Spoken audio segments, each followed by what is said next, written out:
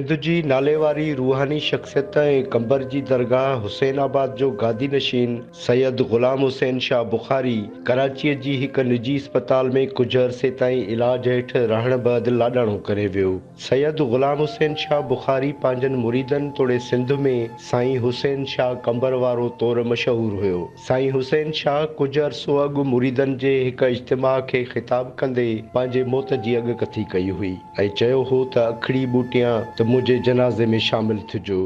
मुझो हाणे पोयों वक़्तु आहे, अल्लाह हयाती ॾींदी। यखड़ी बूटियां त जनाज़े में शरीक थिजो। अदा मौत ते भरोसो कोन्हे, काॾे अम्मा वई, काॾे अबो हुयो, काॾे ॾाॾो हुयो, काॾे दोस्त हुया, कॾहिं ॻाढ़ो घोट, कॾहिं ॻाढ़ो घोट, कॾहिं मरमुका मंझो वाईअ सदो कोट। अॼु वॾी दे केतिरो, अॼु ग़ुलाम हुसैन आहे, सवा माण्हू मिलनि था, भाकुड़ा पाइनि था, दुआ घुराइनि था, पर उहो वक़्तु ईंदो जो जिस्म खे मिटी में पूरे मोटंदा। अदा कुझु न आहे, ओ बाहर शइ पर आई आहे, कुझु करे वठो, कतल बाझो मुठी कपिड़ा कंदीअ कीअं, रातियां सुम्ही निंड्रा करे ऐं डिंगी घुमे पई ॾींहं, पोइ इन्हीअ फाल ईअं मथां कौड़ी लॻे पंहिंजे काद खे।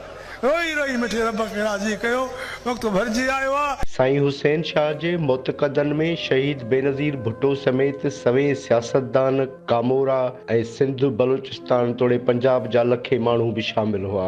साईं हुसैन शाह जे लाॾाणे जी ख़बर ॿुधण ते सोग में कंबर, वारह, लालू रैंक ऐं भरपासे जा केतिरा ई इलाइक़ा बंदि थी विया। साईं ग़ुलाम हुसैन शाह वलद सैयद गुल मोहम्मद शाह नक्शबंदी मुजद्ददी बुखारी 1936 में मीरो खान तालके जे ॻोठ डिब चांडियो में जनम वरितो। हुन शुरूआती मज़हबी तालीम पंहिंजे वालिद साहब खां हासिल कई, जंहिं बैदि मौलवी कादिर बख्श ऐं मौलवी खुश मोहम्मद तुनियो मीरो खान वारे खां दीनी इल्म पिरायो।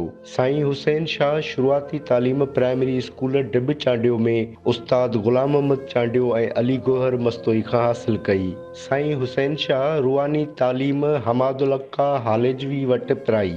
साईं हुसैन शाह जो मुर्शिद मीर मोहम्मद अब्दुल गफ़ार रहमतपुर लाड़काणे वारो हो। साईं ग़ुलाम हुसैन शाह पहिरियां पंहिंजे ॻोठ डिब चांडियो में दरगाह क़ाइमु कई हुई। 1973 धारे ॿोॾि अचण खां पोइ हू कंबर लॾे आया। साईं हुसैन शाह रेलवे स्टेशन कंबर लॻ दरगाह हुसैनाबाद क़ाइमु कई, जेका कुझु सालनि अंदरि सिंध जे हिक रूहानी मर्कज़ में तब्दील थी वई ऐं लखे पांधीअड़ा हाज़िरी भरण लाइ पहुचण लॻा।